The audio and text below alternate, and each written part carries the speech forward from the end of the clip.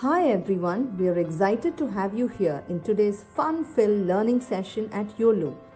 Here is a quick look at how you can submit your work after the class.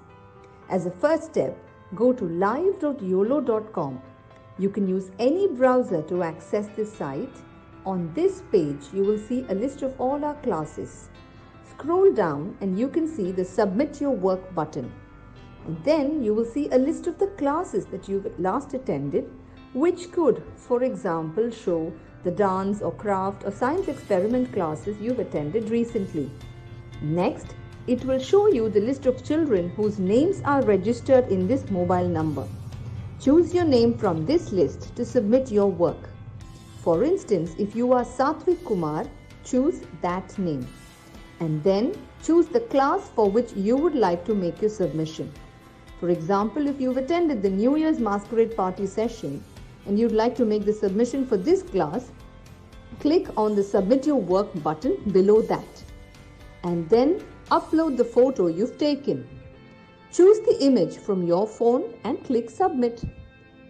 You can scroll down and view all your past submissions and see how many of your friends or peers have liked your work. You can also see others' work and like their work to inspire your friends. If you want to showcase your work on social media, that too is very simple. Click on Share, copy the link and post it on Instagram or Facebook or any other platform of your choice. Just a tiny reminder, your submission looks a lot better if you could click a photo in the landscape mode rather than the portrait mode. Do not forget to tag us at Uolo_app.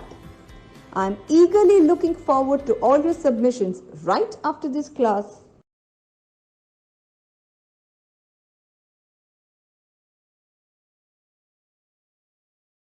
Hey guys, hello everybody. Hi, hello. Okay, so we just shared the submission process, the video of making your submissions. I hope you guys have followed that process, and in case you have just joined in late or missed on to any of the process that we shared just now, you need not worry because we'll be sharing the entire process again when this class ends. So there's nothing to worry about in case you have missed it because the same is going to be repeated especially for you. Okay. So, so it's a new day. It's a new course today and it's the first day, the first class of the course as well. Yes, so it's everything like a new step forward this time, and it's a hand lettering course. So, for everybody who's new here and doesn't know me, hi guys, my name is Niharika, and I'm going to be conducting this course for hand lettering, which would be running for predominantly 4 classes, and we would be learning a little bit more about hand lettering. So, first of all, it's very important that we first get an understanding about what we are basically going to learn about. So, majorly all of you confuse hand lettering with calligraphy. Okay, so calligraphy and hand lettering are two different aspects, those are two different categories, they may not be interlinked always. When it comes to calligraphy, when it comes to any kind of fonts that you try to replicate, any kind of font that you try to create for yourself, which is nothing but calligraphy only. So in calligraphy, there are certain kind of rules that we need to follow. There are certain rules, there are certain typical tools as well. Some kind of pen, some kind of nibs that we need to follow or use for calligraphy. So when it comes to calligraphy, it's a box. Consider calligraphy as a box, and you tend to stay within that box only. You cannot move out of that if you're into calligraphy. You have to use that particular tool, you have to follow certain steps when you're into calligraphy.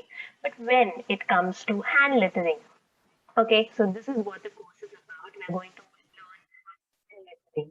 So hand lettering is nothing but the art of creating letters or alphabets in your own way. So here there are pretty much no rules.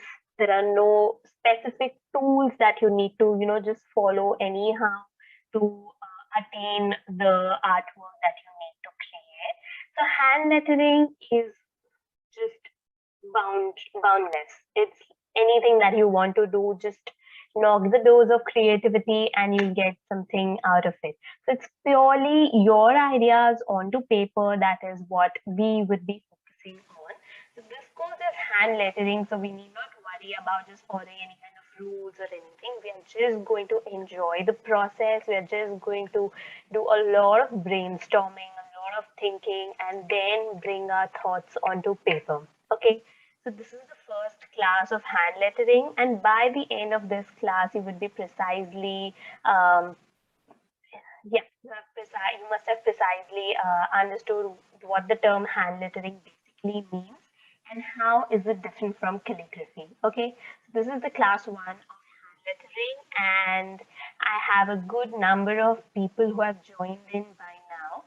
So I want all of y'all to quickly give me a thumbs up in the chat section that yes, ma'am, we are ready with the art materials, and let us get started with this new art form, this new dose of creativity. Let's knock the dose of new creativity. So give me a quick thumbs up that you're ready with your art materials. You are all excited for the class as well. Yes, I'll have to then share the screen and we can just get started. But before that, I need quick thumbs up coming in the chat section that you're ready with your materials and you're all excited for it. Don't worry about the list of art materials. We have already shared the list of art materials with you, but I would be discussing the art materials again when I share the screen. I see some thumbs up coming in. So without any further ado, let us just jump into the activity. Okay, I'll share the screen. I hope you can see my screen now. And first things first, as I said, we will be discussing about the art materials. All right. So first, this is an A5 size white sheet. This is an A5 size white sheet. In case you're having an A4 size white sheet, you can just cut it into half and you will have an A5 size of white sheet. In case you're not having enough of A5 white paper, you can have a size which is even smaller than this. But when you're making it on a smaller sheet, make sure that your illustrations are smaller as well so that you can fit that tiny sheet of paper.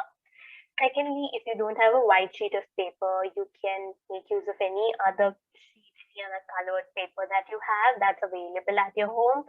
And in case you're not having any of these, I'm sure you must be having a notebook. So you can just go quickly grab a sheet from your notebook and make use of that. Okay, so that's the first basic art material. We need a sheet, we need a paper. I gave you good number of substitutes for it as well. So any of it that's available at your place would be fine and work for this activity. Okay, that's the first material. Second, we need a scale. Something over here, I have a ruler, a steel ruler, but if you have a small short scale, that's fine as well. Third, we need a pencil. Make sure it's nicely clean, sharpened pencil. And the fourth, we need these two sketch pens. So I have a brown sketch pen over here and a black sketch pen. I had already mentioned the shades in the list of art materials as well. So these are the two shades of sketch pens that we need. In case you're not having brown sketch pen or black sketch pen, you can use a black gel pen or a black ballpoint pen in place of that black sketch pen. And in place of that brown sketch pen, you can just go ahead and take a brown crayon, a wax crayon, or if possible, paints would also be fine, but it would be a little time consuming for you. So just make sure that if you're not having sketch pens in the same shade, you can just go ahead and make use of crayons or wax crayons, oil pastels, color pencils, anything, but just make sure that you have something in brown shade. Okay. Next is a black sketch pen, but as I said, you can also make use of a black ballpoint pen or a gel pen or any ink pen that's available with you. Okay, so these are pretty much the basic art materials that we need, and I have also given you a good number of substitutes for it as well. So just make sure that you're having all of these art materials or the closest substitutes of this art material to get started with the fun activity. So I hope you're ready with your art materials, and then let's just get started. Okay, so first we're just going to take the ruler or the scale and the pencil and give a thin margin to all four sides of the sheet. I'm just going to go ahead and add thin margin, not too thick, but just a thin margin on all four sides. Okay, just a thin margin, just like this, on all four sides. All the four sides of the sheet, I'm just going to draw these margins. Okay, almost there. Just drawing these margins. I've just drawn these margins on all four sides of the sheet, and make sure that your margins are a little thinner, okay, because we are already using an A5 size sheet. So if you just draw a thicker margin, you would have a very less amount of space left inside the sheet to create something. Okay, so we are just going to draw thin margins, and the rules when we draw the margins is that we stay within the margins only. Okay, so whatever we create henceforth, whatever we create now in this class will remain within these boundaries, within these margins only. Okay, we're not going to move outside this margin, and make sure that you have drawn thinner margins only. Okay.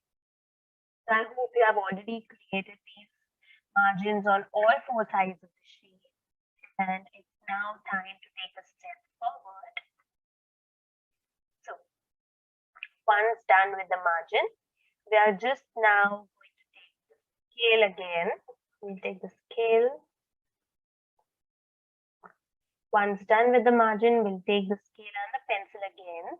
And first, everybody keep your tools down, and I want all of you to observe this process first. Okay, all of you all just keep your eyes on the screen and observe this. So as I said, we are going to stay within the margins only. By staying within the margins only, we are going to create another horizontal line on one side. Okay, so that's the one side of the sheet, and I'm going to create a horizontal line, and this time it's going to be a little thicker in size as well.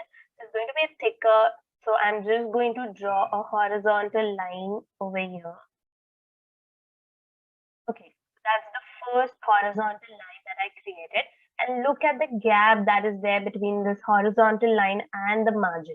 Okay, so we need to have this amount of gap, or roughly this amount of gap between these two lines. I've just used the width of the scale itself to give me a guideline.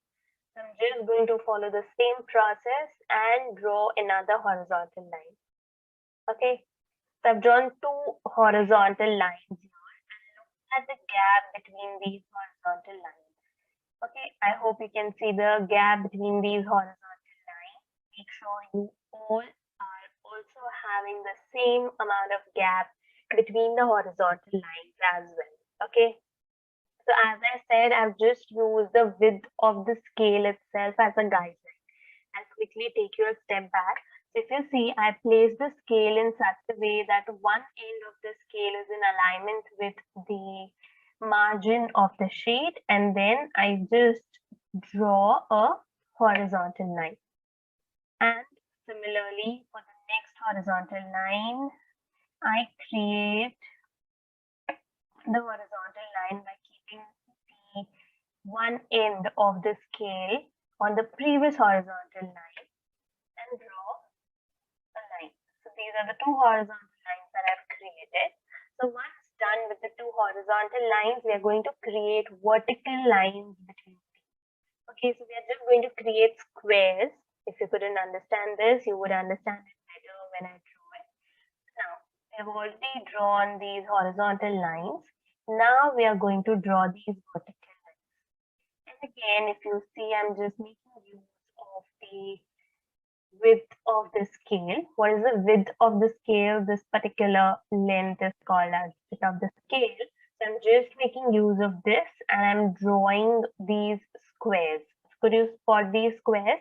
Because we already had two horizontal lines, and once we start drawing a vertical line on top of it, the end result would be squares. So that is what I'm drawing over here.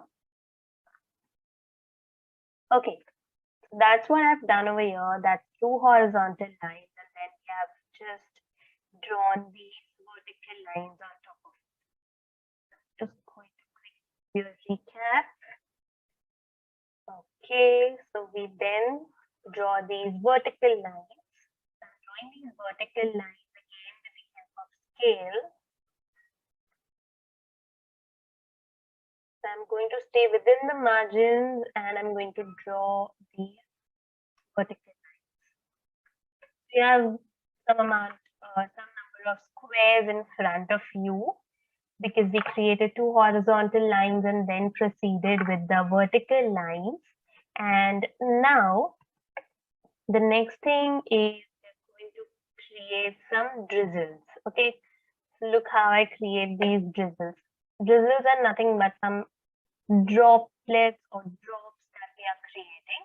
So first, everybody just carefully observe it on your screen and then you can just draw it for yourself. This is nothing but a number of curved lines in different sizes that I'm drawing. Okay, just these curved lines, curved wavy lines that I'm drawing.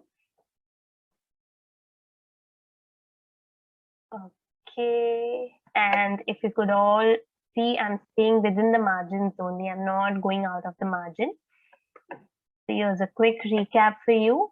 You need not be exactly same as mine when you draw these droplets or these drizzles, but just make sure that you're creating these drizzles which look somewhat like this.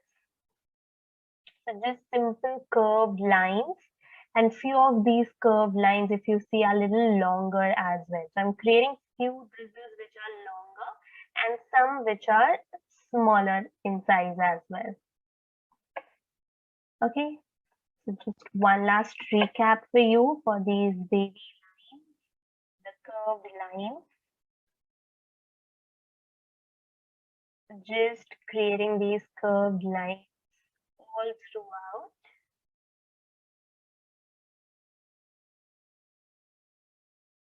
Okay, there we go. And then we are just going to add some tiny teardrop shape. Okay, you all know what a teardrop shape is, but if you don't, please keep your eyes on the screen. We're just going to draw these teardrop shape. So this particular shape that you see over here is nothing but a teardrop shape. And the same shape, maybe in different sizes, we are going to create some more below it. I'm just creating some teardrop shapes. If you see, I've just drawn some random teardrop shapes outside this particular area. And now I'm going to create the same teardrop shape inside this drizzle as well. So you can see, I'm just creating a similar teardrop shape into the curved portion.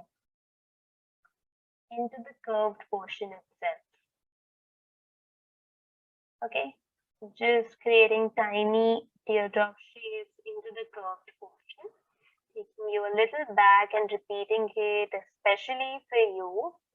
So make sure that you're having careful attention onto the screens. So we draw some teardrop shapes outside in the outside area, and now we are going to create the same teardrop shape into the drizzle area, the drizzles, the drops that we have already created. We are going to draw some tiny teardrop shapes in that area as well. So if you could just spot this, where the cursor is moving, I'm just drawing these teardrop shapes in this area. Okay, and once done, again, now I'm going to just roughly draw two parallel lines, two parallel horizontal lines just below this drizzle. Okay, just make sure that you have good space drizzles, the droplets, and the horizontal lines. These are the two horizontal lines that I'm creating roughly. A gap in between.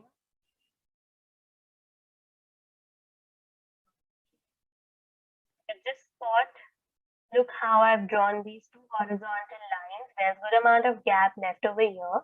Make sure that nothing is overlapping each other. There's a good amount of space between these droplets and the two horizontal lines that we have already created. And now, just within these two horizontal lines, we're going to write the word chocolate. Okay, because this is a hand lettering course, this is the first class of this course. We are going to hand letter the word chocolate. We're going to illustrate the word chocolate. So we are going to write the word between these two horizontal lines so that the word looks of similar size. The alphabet can look similar in size. So the two horizontal lines are just as a guideline that your letters, the alphabets are within the horizontal lines only. And I'm not following any kind of here. When I write the word chocolate, I write it in normal running handwriting in capital alphabets. So you can do the same. Make sure that the word chocolate fits into that sheet of paper. So I'm just writing the word chocolate in my regular handwriting, that is in capital alphabets only. And make sure that the word fits into that area and you're not making it too clumsy, you're not fitting it too much, but make it as neat as possible. So if you see, I stay within these two horizontal lines only so that the size of the alphabet throughout remains the same. So just for this, even the C, the H, the O, everything is within these two horizontal lines and hence they all look similar in size. Okay, so those two horizontal lines were nothing but a guideline so that the word or the alphabets of this word look same in size. Okay, and I'm writing it into normal capital alphabets only. After the word chocolate. Once done, the rough sketch is pretty much ready in front of us, and it's now time to take the brown sketch pen. And as I said, if you're not using a brown sketch pen, if you're not having a brown sketch pen, I give you a good number of substitutes. You can also use a brown crayon, color pencil, oil pastel, anything that's available with you. But I would be using this brown sketch pen. So we're going to start from the top portion. So now I think you must have already understood that the top portion is nothing but it's chocolate bar. It's chocolate bar that we have drawn over here. These are the tiny droplets that the molten chocolate is coming from. These are the drizzles that we have created. The top portion is the chocolate bar and below we have written chocolate, which we are going to hand letter in a while. So first let us just focus on the top area. Now what we are going to do is just going to color inside this square. So this is a chocolate bar. So what I'm going to do is just about the line, the horizontal line. I draw another line with the brown sketch pen. So I give a thinner border on all four sides. First, carefully observe this process. I give an outline on all four sides. Not exactly on the pencil line, but just inside the pencil line. I leave a thin gap, a thin wide gap in between, and then I just color inside this area. So I color all the squares in this way, and I'm using a sketch pen over here. If you are using a crayon, your task must be really, really simpler and you will get a lot quicker. But I'm using a sketch pen over here. So the same thing I'm going to follow for all the squares. So I first give a thin outline with the brown sketch and then I'll just go ahead and fill color into the square. So the reason that I'm drawing a square inside the original pencil sketch that we have done is that there's a good difference made in these chocolate slabs, because otherwise if you just start coloring each and every square, there would be no difference that would be spotted inside the square. Okay, so we need the squares to be different from each other, separate from each other. So that's the reason I draw another square inside the original pencil square that we have already drawn, and then I fill it with color. So just following the similar process now. Just giving an outline first, and then I'll color it nicely. So these are the chocolate bars which are getting ready. The chocolate is something that is loved by majorly everybody, isn't it? Give me a thumbs up if you love chocolate and you're craving for chocolate right now. Are you craving for chocolate right now? Give me a thumbs up that if you're thinking about chocolate right now, if you're craving for chocolate right now. By the time we just color it, make sure that you're neater when you're drawing this, when you're coloring this. And that's the reason even I'm not being too quick with it. I'm being as slow as possible and as neat as possible. Okay. So make sure that you're having your artworks which are very, very neat. And you're not hurrying the process as well. You need not hurry the process. Just coloring it nicely. And now, if this spot just for a second, just because we have drawn another square inside this particular outer pencil square, I hope you can see that white line in between. Okay, so that white line is acting as a differentiator. That particular area makes every square look different. Okay, so that's the reason I'm drawing another square inside the larger square, and I'm just going to follow for all of these squares now. I'm going to quickly color into these squares to make it look like a perfect chocolate bar. That's a perfect chocolate bar that we are getting it done over here, and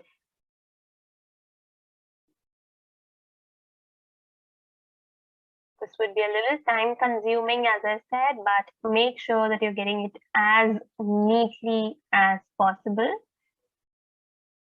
So I'm just coloring it nice and fresh. Just outlining it first again. And then I will be filling color into the square.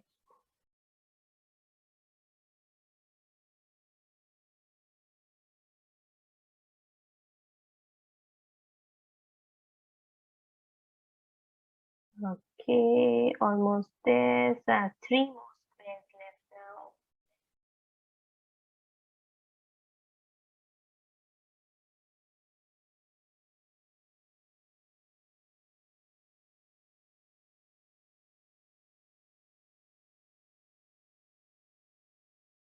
I'm just coloring inside the squares, and we have a little bit of a chocolate bar getting ready. The chocolate bar is getting ready over here.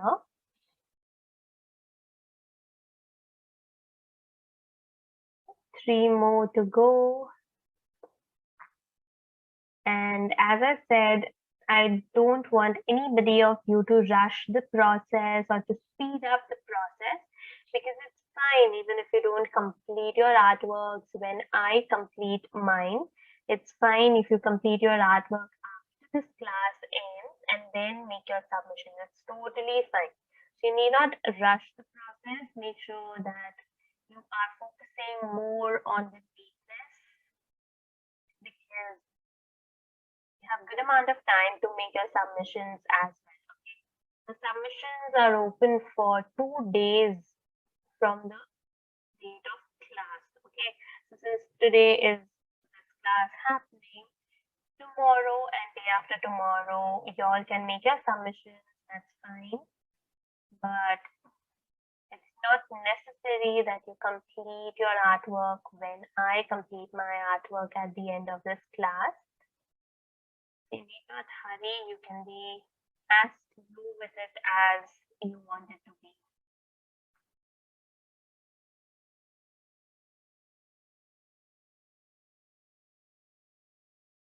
Just going to give an outline first.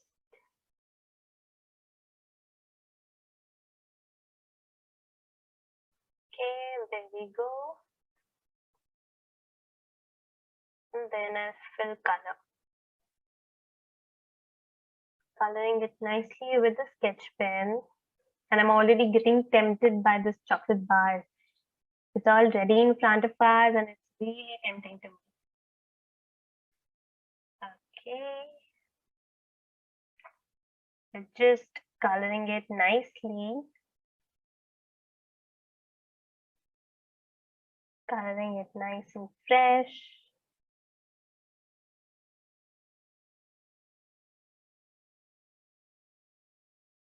Okay.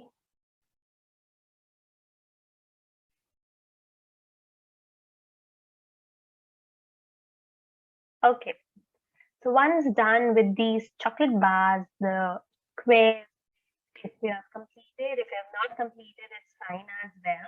Whatever is the progress step, just keep it the way it is. And let's move to the next process now. So I'm just going to take this black sketch pen now, and I'm going to draw some lines inside the square only. So first, all of you all just carefully observe. I draw a horizontal line at the, just first consider the top row of this particular chocolate bar. Okay, just consider the first row, and on the bottom side, I first draw a horizontal line, and then on the right side, I draw a vertical line. So the same thing I'm going to draw for all the chocolate bar, the squares of the first row only the first row. So I draw a horizontal line on the right side, and I draw a vertical line on the right side, and I draw a horizontal line at the bottom side. I follow the same process for the first row of squares. This is nothing but it looks like a shadow effect that we are creating. So for the first row, I'm repeating it especially for you. For the first row, we draw a horizontal line at the bottom of the square, and we draw a vertical line on the right. And this remains the same for all the squares in the first row. So just spot all of these squares have a horizontal line at the bottom side and a vertical line at the right side. So only the first row. And now for the second row of squares, I'm going to draw a horizontal line on the top side this time and a vertical line on the left side. Okay, so this time it's a horizontal line on the top side and a vertical line on the left side. So similarly for all the chocolate bars in the second row, we create the same horizontal and the vertical lines. Okay, in case you're not using sketch pens, if you're not using black sketch pen or anything in black ink is not available at your place, you can completely skip this process. All right, so it's now time to paint, to color these drizzles. So first, giving a quick outline to these drizzles. I'll give a quick outline to these droplets, the molten chocolate which is coming out. So this is nothing but the molten chocolate. And you're not going to color inside these teardrops which are within the drizzles, but the droplets which are outside, you're going to color it. Okay. So if you could just spot, look at this particular teardrop shape, this one right here, and these are all outside the area of this molten chocolate. I have just colored it with the same brown sketch pen. but the droplets which are within the drizzle, I'm not going to color inside droplets. I'm going to color outside or beyond these droplets only. All of y'all first just carefully observe this. So look how I color the portion beyond this particular droplet. So this droplet, I leave it white only. So we leave it uncolored. We don't fill any color inside that.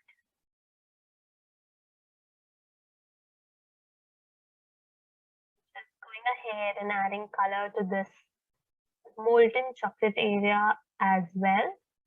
And as you see, I'm not coloring or I'm not filling color into the teardrop shape. I'm not filling color into the teardrop shape.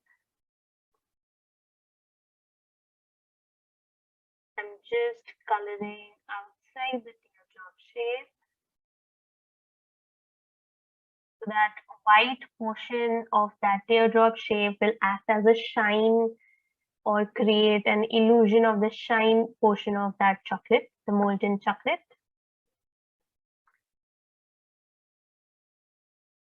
Okay.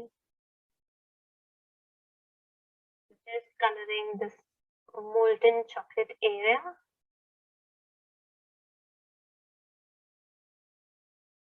So on the top side, we have a chocolate bar, and on the lower side, we have this molten chocolate.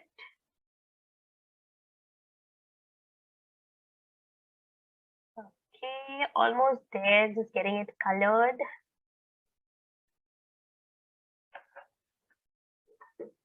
Just getting it colored nicely and neatly as well. Okay, I'm done with coloring the chocolate bar and the molten chocolate area as well. We have given some good teardrop shapes, which are again acting some droplets of chocolate only.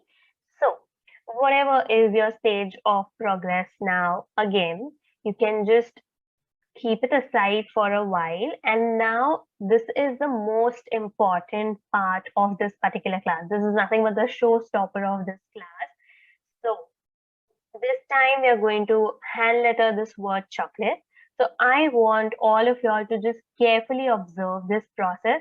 Even if you have not completed the portion above it, you have not completed the chocolate bars, you have not completed the molten chocolate area, anything, that's fine. You can just complete it after this class ends. But just make sure that for the hand lettering part of the chocolate word, you're following it right now in the class as well. Okay. We just get started by giving an outline to the word chocolate first. Just carefully observe. I start by giving an outline to the first alphabet C. You can also make it a little thicker if you want. So I'm making it a little thicker at some areas. And now, just on the bottom side, okay, just on the bottom side of this C, I'm adding some teardrop shapes of different sizes. Okay, so could you just spot these teardrop shapes on the bottom side? I've not added too much of these, but just a little bit again. Taking a quick look back. So we give an outline to the alphabet C. You can make it a little thicker if you wish to. And on the bottom side, I draw some teardrop shapes. So these again look like some molten chocolate only. You can make it a little thicker if you wish to.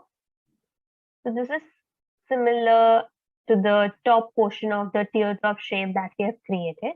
And now exactly the same thing we are going to follow for all the alphabets in this particular word. Okay, so make sure that you're observing it carefully. So on to the next word now. We give an outline to the alphabet H. And then we are going to draw some teardrop shapes.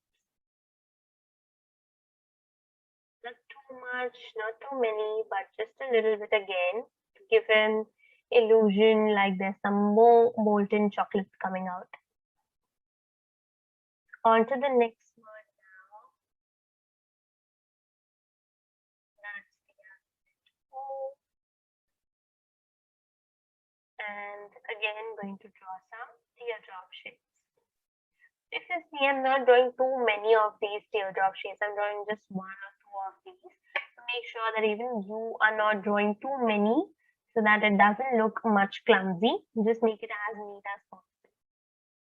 Just following the similar technique in all the alphabets of this word.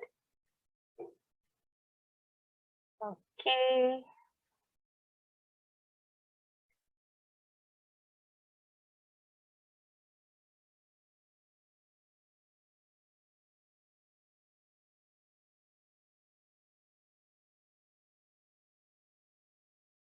On to the next alphabet now.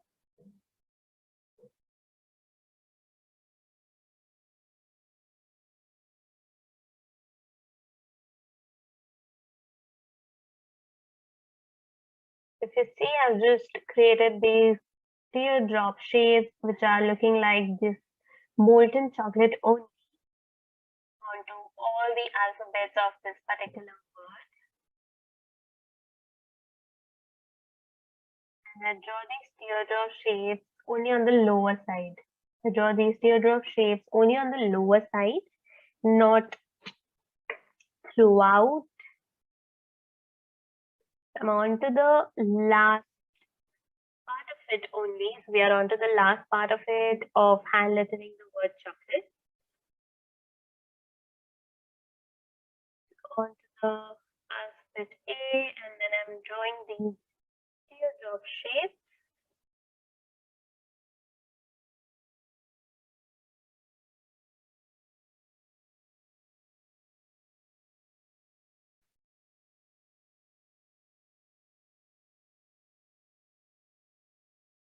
Then I'll just go ahead and add these teardrop shapes again.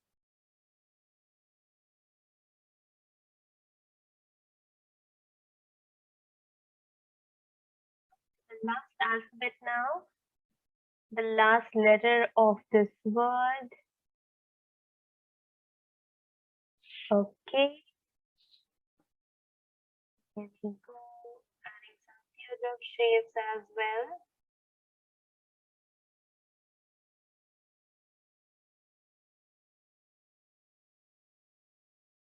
Okay. We have just hand lettered the word chocolate over here. And if you could just spot, we have not followed any rules over here. We have not followed any typical process over here.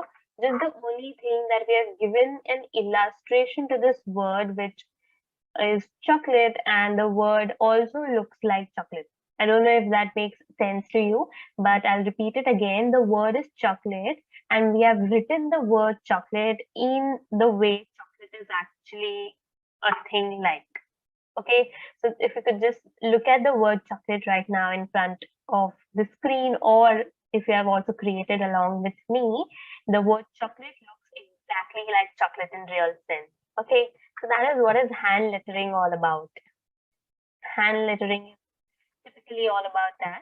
So all the pencil lines that are there now, you can just get rid of it. You can erase those, and you have your illustration ready in front of you. So we have created a chocolate bar on the top. Then we have some molten chocolates. We have some teardrop shapes that we have drawn, which are nothing but that again a part of those molten chocolates only. And then we have hand lettered the word chocolate, and the word chocolate looks exactly like chocolate. Okay, so that is what we have created in today's class, and this was the first class of this course. I hope that you got a little hint about what hand lettering is about. You enjoyed creating this particular chocolate illustration with me. And don't forget to make your submissions. Don't forget to complete your class. And I want all of you all to make your submissions because this is the first class of this course. And for people who are attending all the classes and making submissions for all the classes, you all would be receiving a certificate at the end of this class. Okay, so don't forget to make your submissions. Don't miss on to the opportunity to be in the top 10 of the submissions that we receive. And I'll see you in the next class because now I'm totally craving about chocolates. I'm going to go have some chocolate and then take a look at your submissions. And I'll meet you in the next class. Till then, Take care of yourself and stay creative. Bye-bye. Hi everyone, we are excited to have you here in today's fun-filled learning session at Uolo. Here is a quick look at how you can submit your work after the class. As a first step, go to live.uolo.com. You can use any browser to access this site. On this page, you will see a list of all our classes. Scroll down and you can see the Submit Your Work button. And then you will see a list of the classes that you've last attended, which could, for example, show the dance or craft or science experiment classes you've attended recently. Next, it will show you the list of children whose names are registered in this mobile number. Choose your name from this list to submit your work. For instance, if you are Satvik Kumar, choose that name. And then choose the class for which you would like to make your submission. For example, if you've attended the New Year's Masquerade Party session and you'd like to make the submission for this class, click on the Submit Your Work button below that. And then upload the photo you've taken. Choose the image from your phone and click Submit. You can scroll down and view all your past submissions and see how many of your friends or peers have liked your work. You can also see others' work and like their work to inspire your friends. If you want to showcase your work on social media, that too is very simple. Click on Share, copy the link and post it on Instagram or Facebook or any other platform of your choice. Just a tiny reminder, your submission looks a lot better if you could click a photo in the landscape mode rather than the portrait mode. Do not forget to tag us at Uolo_app. I'm eagerly looking forward